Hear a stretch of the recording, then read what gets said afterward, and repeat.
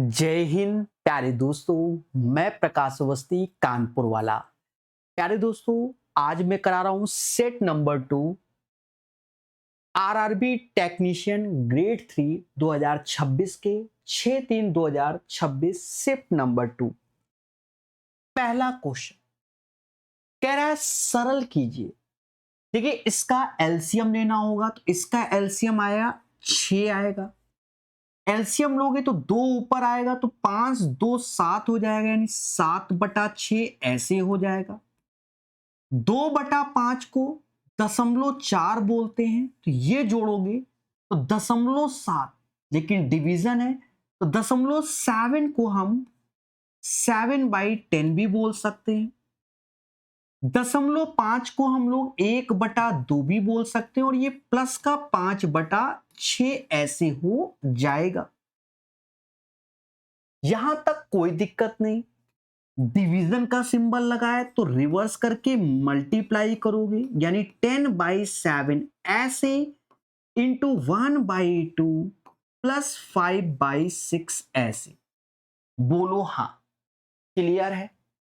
अब आप काट लीजिए।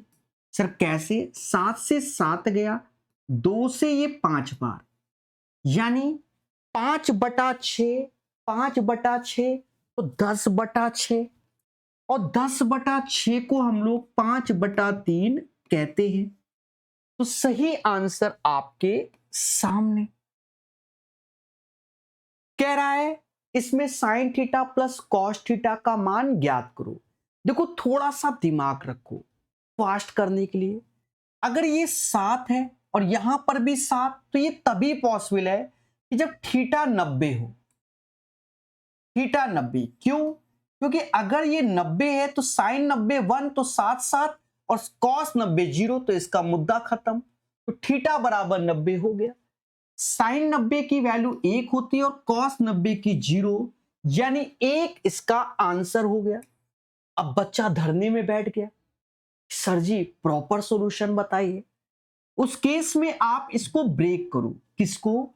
10 कॉस स्क्वायर थीटा तो 7 साइन, तो 7 में मतलब 3 cos square theta plus 7 cos square theta plus 7 sine square theta और बराबर किसके? 7 के हो गया। यहां तक कोई दिक्कत नहीं। अब मेरे दोस्त ध्यान देना, क्या? इस डेटा को देखो, 3 कॉस स्क्वायर थीटा तो ऐसे ही रखो। अगर मैं इससे 7 कॉमन ले लूंगा तो अंदर जो बचेगा वो cos square theta plus sine square theta, उसकी वैल्यू तो 1 होती है।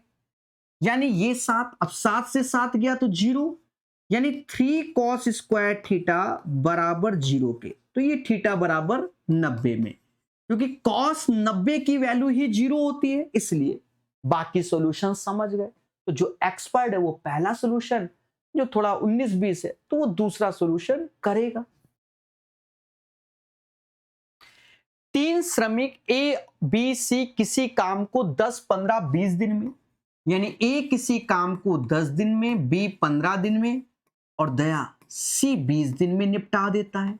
तो पहला उद्देश्य एलसीएम जो कि 60 होगा, 10 से भाग दोगे 6, 15 से 4, 20 से 3, ये इनकी एफिशिएंसी यानी कार्य क्षमता हो गई। कोई दिक्कत नहीं, आगे पढ़ते हैं। कहता है हमसे ए और बी काम शुरू करते हैं और 2 दिन बाद सी जुड़ जाता है। एक दिन में ये 10 लड्डू बनाते हैं, तो 2 दिन में ए बी ने 20 लड्डू बना दिए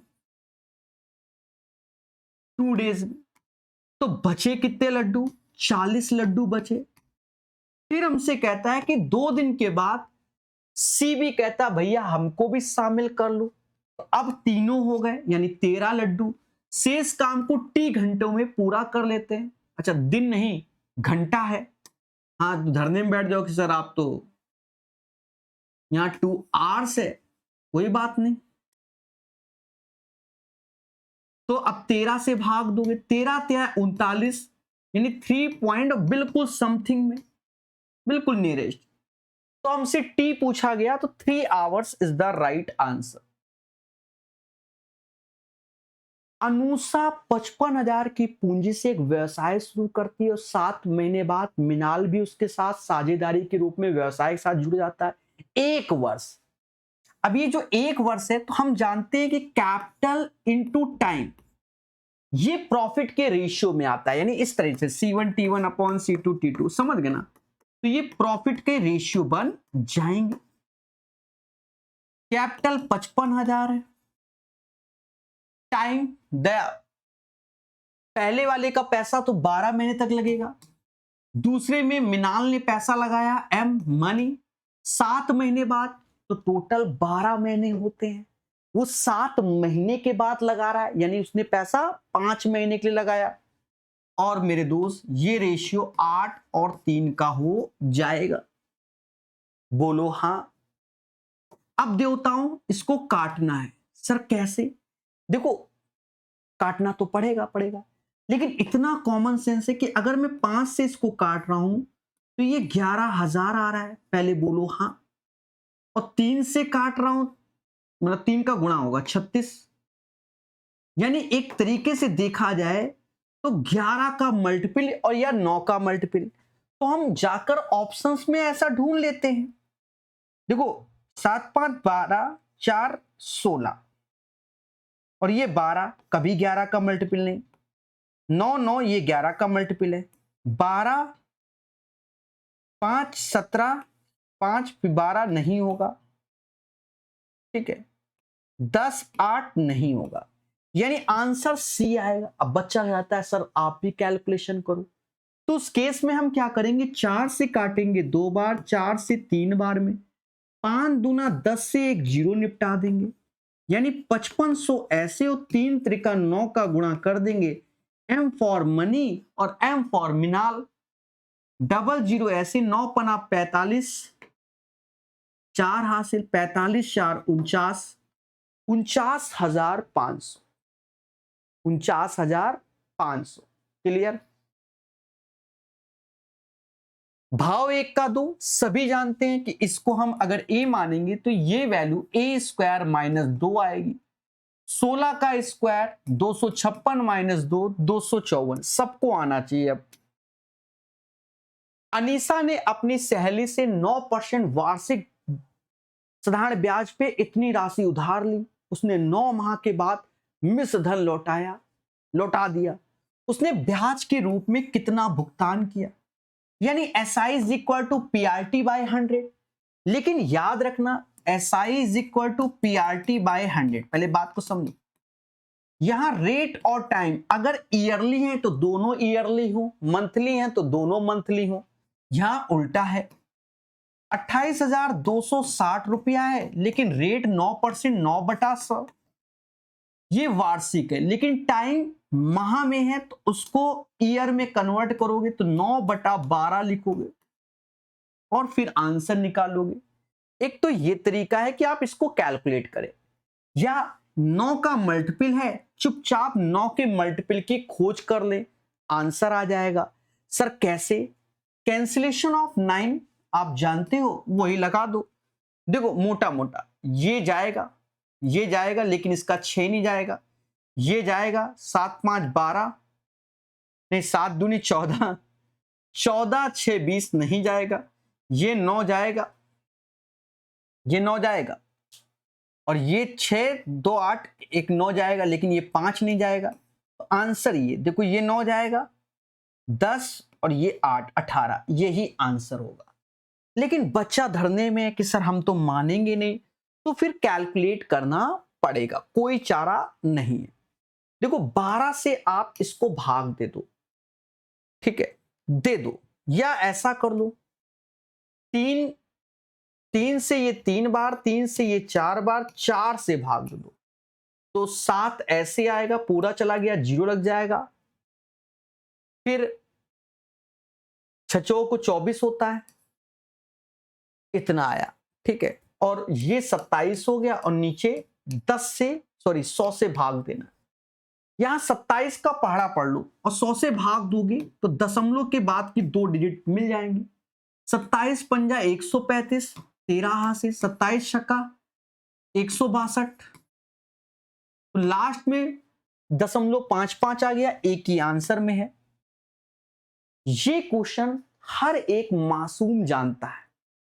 सर क्या आपको हमने ये पढ़ाया है कि a प्लस बी का whole square a minus B का होल स्क्वायर क्या होता है? तो आपने कहा sir 2a square plus B square होता है। हमने कहा बिल्कुल सही।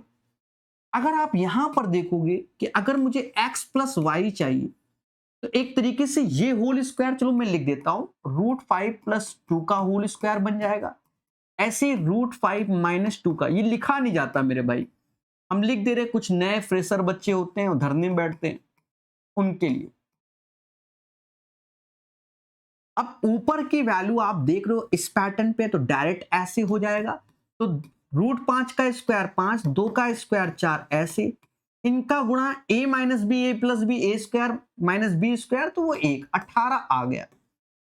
लेकिन हमको क्या चाहिए? X square plus Y square. तो ये चीज हमारी आएगी x प्लस वाई के होल स्क्वायर से माइनस के 2x वाई से। तो इसका होल स्क्वायर 18 का तो 324 हो गया, माइनस अब इन दोनों का जब इंटू करोगे x इंटू वाई तो ये 1 आएगा, इससे ये कटेगा, इससे ये कटेगा। 322 is the right answer question number 7 का। क्लियर मेरे देवता? चलिए आगे देखेंगे। किसी वर्ग का क्षेत्रफल 9 सेंटीमीटर स्क्वायर है, तो a स्क्वायर बराबर अगर 9 है तो a बराबर 3 हो गया।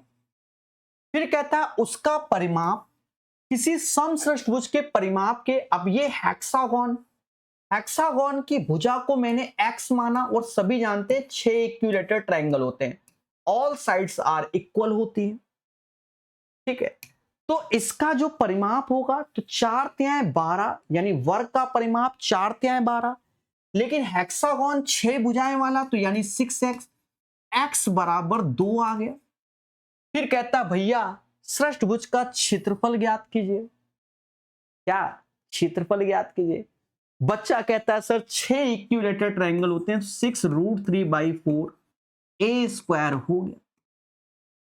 अब यहां पर समझना मेरे देवता, 6√3/4 ऐसे, भुजा का स्क्वायर जो कि 2 है तो वो 4 हो गया, 4 से 4 कट गया, यानी 6√3 हमारा सही आंसर हो गया। एक व्यक्ति x 12 महीने के लिए 12,000 निवेश करता, y 18,000 6 महीने बाद, टोटल 12 महीने, टोटल 12 महीने, ये ध्यान रखना भाई। मिस्टर एक्स ने 12 महीने 12,000 रुपया इन्वेस्टमेंट किया, और मिस्टर वाई 18,000 6 महीने के बाद, तो टोटल 12 महीने, तो इनका पैसा 6 महीने के लिए इन्वेस्टमेंट रहा। अब कैपिटल इंटू टाइम का रेशियो हमारा प्रॉफिट का रेशियो होता है, बच्चा जानता है। मासूम लोग काटो इसको, 6,000 से 2 बार में, 6,000 से 3 बार में, बोलो हाँ। अब ये 24 हो गया और ये 18 हो गया, तो 6 से और काट दो, 24 6 से 4 बार में, 18 3 बार में, 4:3 का रेशियो हो गया। 4:3 होता है मेरे दोस्त 7। यही 7 यूनिट की वैल्यू 25,200 की है। तो 1 यूनिट 7×21 यानी 3600 की हो गया। और हमसे कहता है मिस्टर एक्स का लाभ बता दीजिए। तो 3600 का गुणा कर दोगे 4 में, तो समझ गए, 3600 का 144, 2 0, 14,400 सही आंसर हो जाएगा। क्लियर मेरे दोस्त? एक दुकानदार ने एक पुस्तक 6% की हानि पर बेची। यदि विक्रय मूल्य 960 की वृद्धि कर दी जाए तो 19% का लाभ होता है। पुस्तक का क्रय मूल्य पूछा गया। आप ये बताओ, 6% हानि यानी 100 में 6 कम कर दोगे यानी 94%। अब 960 अधिक, तो 960 ऐसे लिख दोगे मेरे भाई। 19% का लाभ, तो 100 में 19 जोड़ दोगे तो 119 हो जाएगा।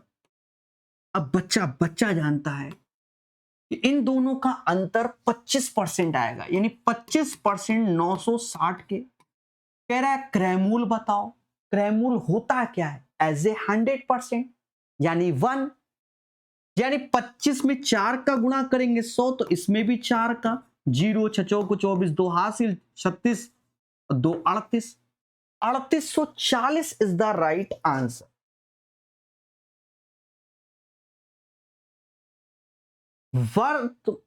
वर्तमान से 14 वर्ष बाद ए और बी की आयु का योगफल उनकी वर्तमान आयु का 2 गुना है। देखो इस क्वेश्चन को यहां से उठा लीजिए, इस भाषा से। यदि ए वर्तमान में बी से 8 वर्ष बड़ा है, यानी बी अगर x ईयर का है तो ए x+8 का होगा। 14 ईयर के बाद, समझे, 14 वर्ष के बाद ये x+8 14, ये 22 साल, मतलब x+22 का हो जाएगा, और ये x+14 का हो जाएगा। अब अकॉर्डिंग टू द क्वेश्चन इस लाइन को पढ़ो, ये क्या है, स्टार्टिंग की लाइन। ए और बी की आयु का योगफल, ये 14 वर्ष बाद की, तो इनका योग किया तो ये 2x + 36 हो गया। इन दोनों का योग 2x + 36। उनकी वर्तमान आयु के योगफल का 2 गुना, यानी 2 गुना है वर्तमान आयु, यानी 2x + 8 का। यहां से आप x निकाल लीजिए। सर कैसे? देखो मेरे भाई, इस 2 से ये काट लो, ये 18 और ये गया x + 18, तो 2x से x गया तो x ही आएगा, 18 में 8 गया तो 10 आएगा। हमसे कहता है ए की वर्तमान आयु, तो यहां 10 और 8 18, ए 18 बरस का, ए 18 बरस का है। क्लियर? किसी विद्यार्थी ने परीक्षा में पूर्णांक के 84% प्राप्त किए और 62 अंकों से मतलब उत्तीर्ण हुआ, यानी 84% मिले और 62 अंकों से उत्तीर्ण का मतलब समझे अधिक हुए। तो हमेशा बच्चे को पास करना है। जैसे मुझे 84% मिले तो मुझे 62 अंक अधिक है ना, उसको कम करके मुझे पास कर दो। ऐसे ही दूसरे में कि दूसरे को 45% मिले उसी परीक्षा में और इतने अंकों से अनुत्तीर्ण हो गया, तो इसको 45 और ये जोड़ देंगे, क्योंकि हमें दोनों बराबर करना है पास मार्क्स की ओर। मेरे देवता, ये घटा लो, घटाओगे तो 39% आ जाएगा। कितना? 39%। अब 62 और ये जोड़ोगे तो 97.5 आ गया। 13 से कट रहा है, 13 से ये 3 बार में गया, 13 सत्ते 91, 13 पचे 65, यानी आप ये कह सकते हो कि 3% 7.5 के, तो 1% 2.5 के, 100% 2.5 का आप मल्टीप्लाई कर दोगे तो 250 इज द राइट आंसर। सही आंसर आपके सामने 250 हो जाएगा। क्लियर मेरे दोस्त? चलिए और सीखेंगे। वह कितनी धनराशि है जिस पर 2 वर्षों में 5% वार्षिक दर से 720 का साधारण ब्याज है। अब 1 साल का ब्याज, मतलब 2 साल का ब्याज कितना है? 10%, और यही 10% 720 के है। रेट इंटू टाइम का गुणा, और मेरे दोस्त प्रिंसिपल तो 100% होता है। 1 0 इत्थे 1 0 उत्थे 7200 आंसर। एक पाइप किसी टंकी को 20 मिनट में भर सकता है, अति सुंदर। दूसरा कह रहा भैया हम खाली करेंगे 45 मिनट में, तो एलसीएम लोगे 180 आएगा। अब यहां समझना, 20 से भाग दोगे क्षमता 9, 45 से 4, ये इनकी एफिशिएंसी होगी, कार्य क्षमता। यदि दोनों पाइप को खाली टंकी में एक साथ खोल दिया जाए तो टंकी का 1/4 भाग बनने में कितना समय लगेगा? ये 9 लड्डू बना रहा है, 4 तोड़ रहा है, यानी 5 लड्डू बन रहे हैं। 5 है, लेकिन हमें तो लड्डू कितने बनाने? इसके 1/4 बनाने, और 5 से भाग दे दो। 20 से 180 में भाग दोगे दया, 9 आ जाएगा, यानी 9 minute is the right answer.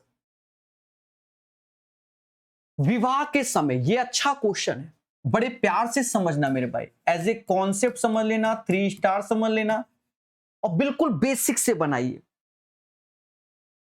विवाह के समय पति पत्नी की औसत आयु 28 वर्ष थी। यानी टोटल 56। मोदी जी समझ गए, हस्बैंड एंड वाइफ का औसत 28 है, यानी टोटल 56 है। उनकी बेटी का जन्म उनके विवाह के 2 वर्ष बाद हुआ। अब घर में एक नन्हा मेहमान आया, ठीक है, 2 वर्ष के बाद आया, ये 2 वर्ष के बाद। तो अब हस्बैंड, वाइफ और वो पुत्री यानी डॉटर, ठीक है, गुड़िया, गुड़िया, अब क्या हो गया, 60 साल। अरे सर ये का है, 56 में 2 जोड़ते हो तो 58, आप 60 कौन सा गांजा फूके हो। सुनो मेरे भाई, 2 साल हस्बैंड के बढ़ेंगे, 2 साल वाइफ के बढ़ेंगे, 56 4 60, डॉटर तो 0 वर्ष की है क्योंकि उसका तो जन्म हुआ है। बोलो बोलो, टेल टेल, क्लियर। यदि परिवार के तीनों सदस्यों की वर्तमान औसत 24 वर्ष है, ये वर्तमान यानी हस्बैंड, वाइफ और डॉटर 24 औसत है, यानी 24 ત્યાં 72, यानी 4 साल हस्बैंड के, भाई 12 साल एक्स्ट्रा हुए तो कद्दू कटेगा सभी में बटेगा, यहां तो बराबर बटेगा, 4 साल वाइफ और 4 साल डॉटर, 60 से 72 12 साल तो ऐसे आया, यानी 4 साल ये। अब हमसे कहता है दंपत्ति का विवाह अब से कितने वर्ष पहले हुआ था, 6 साल पहले, 2 ये 4 ये, भाई आज औसत राइट नाउ 72 है, तो 6 साल पहले उनकी शादी हुई है, 6 साल पहले 56, फिर 2 साल बाद पुत्री का जन्म, तो हस्बैंड वाइफ डॉटर, उस टाइम डॉटर 0 की है तो उसमें 2 ना जोड़ देना, ठीक है, तो 56 में 4 60 हुआ। अब 72 हो रहा है तो सभी में 4 4 बटेगा। 6 साल पहले उनका विवाह हुआ था। 2 संख्याएं 4 और 5 के अनुपात में है, एचसीएफ 16 है, एलसीएम क्या, बच्चा बच्चा जानता है कि देखो इन दोनों का एलसीएम लेना होता है, ठीक है, और गुणा इसमें करना होता है, तो ये 20 हो जाएगा गुणे 16, और वरना ऐसे लिखो 4 गुणे 16, 5 गुणे 16 और फिर एलसीएम सॉल्व करो, ये 320 आंसर। सिंप्लीफिकेशन में पेशेंस रखना होगा, बात समझ रहे हो ना, यूपीएसआई में भी आए हुए हैं, कैसे समझो। पहले क्या सॉल्व होगा, देखो ये पूरा सॉल्व होगा और भाग देंगे तो 6 3 9 हुआ, 5 में से 2 गया 3 आया, 3 दूना 6 हुआ, 6 3 9 हुआ, 9 को 36 हुआ और 36 36 72, यानी 72 में 9 का भाग देंगे। इधर आ जाओ, अलग अलग है, ये 12, 40 में 12 गया 28 आया, 16 में 6 गया तो 10 आया, यानी ये 38 हुआ, 9 8 72 यानी 8 और ये 38, 38 8 कितना होगा, तो देवताओं 46 हो जाएगा। इस क्वेश्चन को बड़े पेशेंस से समझना, निम्नलिखित में से कौन सा त्रिभुज का गुण धर्म नहीं है, त्रिभुज के तीनों कोणों का योग हमेशा 180 होता है, ये ट्रू है। क्षेत्रफल 1/3 आधार गुणे ऊंचाई नहीं, क्योंकि 1/2 होता है, तो ये फॉल्स है। इंग्लिश में पढ़ लो, the area of the triangle is defined as 1/3 base into height, नहीं, ये फॉल्स है। फिर भी इसको एज ए डाउट समझा करो, क्योंकि और भी स्टेटमेंट पढ़ो। त्रिभुज का परिमाप तीनों भुजाओं का योग होता है, ये ट्रू है। त्रिभुज का बाह्य कोण उसके आंतरिक कोण के समक्ष, बाह्य कोण समझ गए ना, ये एक्सटर्नल वाला, तो ये अल्फा है, ये बीटा और इसके योग के बराबर ही होता है, यानी जो डाउट है वही फॉल्स है, वही आंसर है, यानी ये डी ये कह रहा है। 2.1 मीटर लंबाई का एक बेलनाकार प्रिंटिंग ड्रम 350 पूर्ण चक्कर, अब रोलर है वो चक्कर लगा रहा है, तो रोलर जो चक्कर लगाएगा ना दया, तो हाइट तो 2.1 मीटर है और त्रिज्या निकालना है ना, कहां लगाएगा, यानी 2 पाई आर एच अपने कर्व सरफेस एरिया में 350 चक्कर लगा देगा और ये 4158 आ जाएगा। 2 ऐसे, पाई की वैल्यू 22/7, त्रिज्या हमें निकालनी है, हाइट 2.1 को हम 21/10 बोल देंगे और 350 ऐसे, और ये 4158। अब मुस्कुरा मुस्कुरा के काटो। सर कैसे? 0 से ये 0 गया, 7 से ये 3 बार में गया, 11 से ये 2 बार, 11 से 11 ते 33 चला गया, 378। उसके बाद और काटो, 7 से ये 5 बार में, 7 से 7 पना 35, 54 बार में, 6 से ये 9 बार में।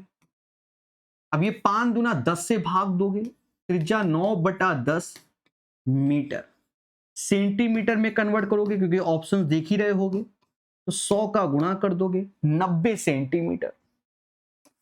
समझ गए? निम्नलिखित में से किस संख्या के ठीक 4 अलग अलग धनात्मक भाजक नहीं होंगे? भाजक, देखो एक चीज समझो, जो ये डिवाइजर है जैसे x की पावर m इंटू वाई की पावर n, तो जो टोटल डिवाइजर निकालते हैं तो वो m+1 पहले प्राइम फैक्टर में कन्वर्ट करते हैं, फिर ऐसे करते हैं, ऐसे करके हम लोग भाजक निकालते हैं। अब यहां पर इस चीज को कन्वर्ट करो, जैसे p तो ये 2 है ना, 2 + 1 यानी इसके 3 डिवाइजर होंगे, हमको 4 चाहिए, यही आंसर। फिर भी आत्मा नहीं, चेक करो, 3 है, 3 + 1 इसके 4 डिवाइजर होंगे। यहां पावर 1 1 है तो 1 + 1 और 1 + 1 इसके 4 हो जाएंगे।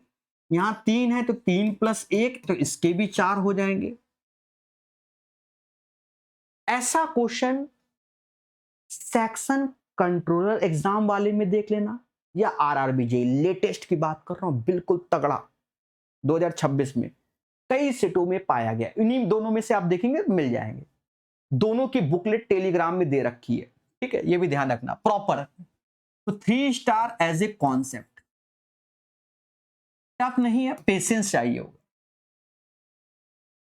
एक डीलर 2 वस्तु एक्स और वाई 1300 प्रति वस्तु की दर से खरीदता है, यानी कॉस्ट प्राइस है।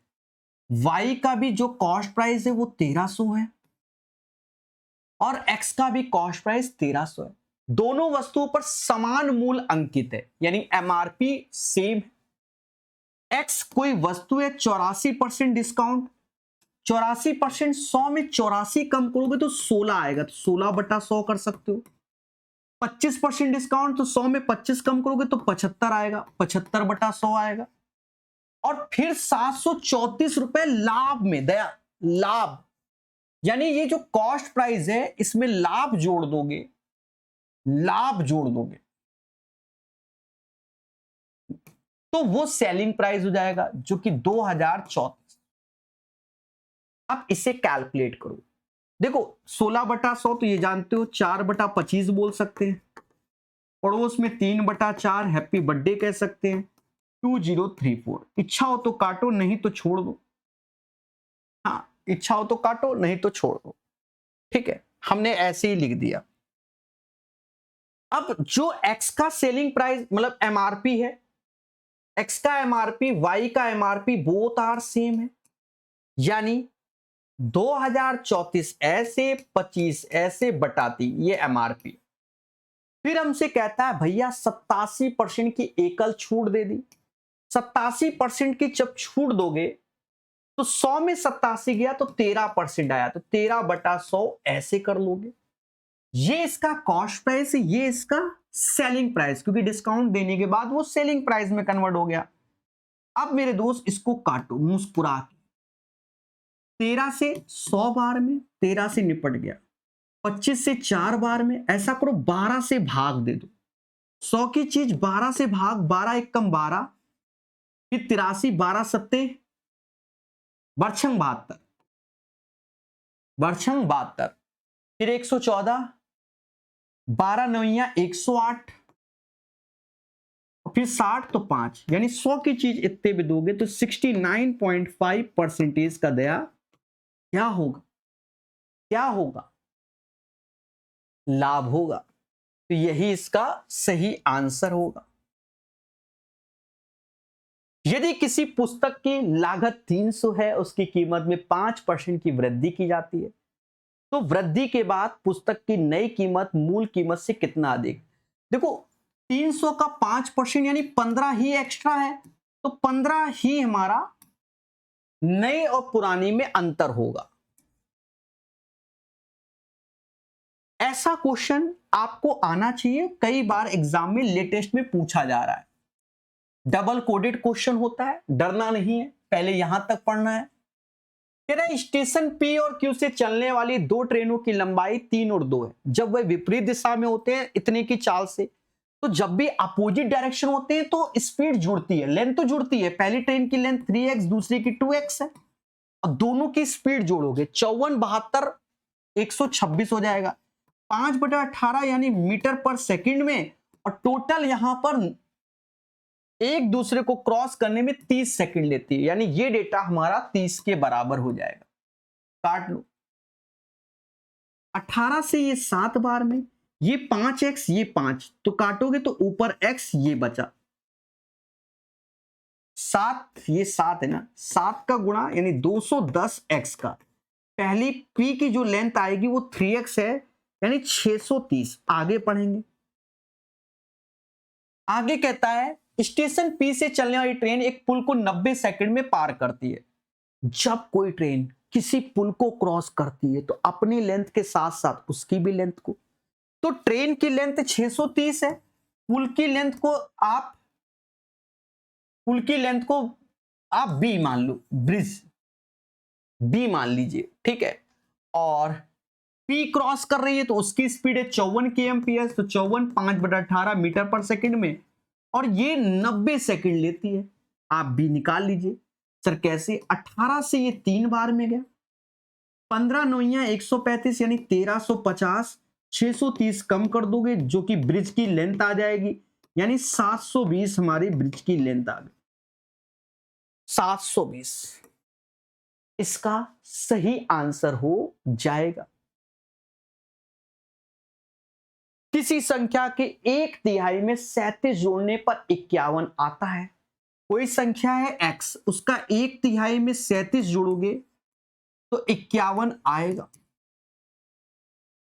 तो 51 37, तो x/3 ऐसे 51 37 होता है 14, यानी x बराबर 42। कह रहा भैया मूल संख्या के अंकों को योग यानी 4 + 2 6 आएगा। निम्नलिखित आंकड़े का बहुलक क्या होगा? बहुलक यानी जो अधिक बार आया, बहुलक अधिक बार आया। जैसे 54 यहां पर आप देखोगे दया, तो 54 1 बार 2 बार आया। फिर 55 देखोगे तो 1 बार 2 बार 3 बार आया। 44 देखोगे तो 1 बार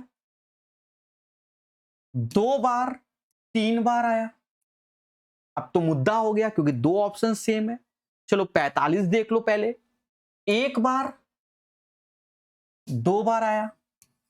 तो इसका राइट आंसर क्या होगा? तो ये दोनों होंगे, यानी इस क्वेश्चन में आपको ऑब्जेक्शन करना पड़ेगा। या तो हमारे टाइपिस्ट की मिस्टेक है, वो आप क्रॉस चेक कर लीजिएगा, अन्यथा इस क्वेश्चन में ऑब्जेक्शन। अब कुछ लोग कहेंगे सर पहले 55 आया तो उसमें टिक मारो, तो कुछ जगह ऑप्शन 44 भी पहले ऑप्शन में आ सकता है। ठीक है, ये आगे पीछे होते हैं मेरे भाई, कई सेट बनते हैं एक ही पैटर्न पे। ठीक है, तो इस पे आप ऑब्जेक्शन कर सकते हैं, एक बार क्रॉस चेक कर लेना। ठीक है, बात समझ में आई कि नहीं आई? तो ये सेट हमारा कंप्लीट होता है। डिमांड 1000 लाइक की। धन्यवाद।